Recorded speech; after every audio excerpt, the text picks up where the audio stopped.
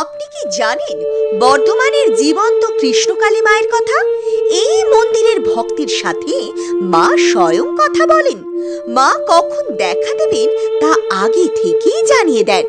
মা এখানে চোখে লীলা করেন।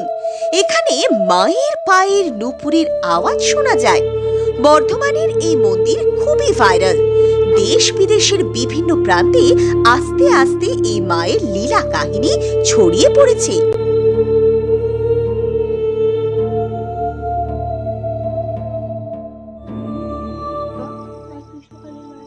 আবার বলতে থাকো।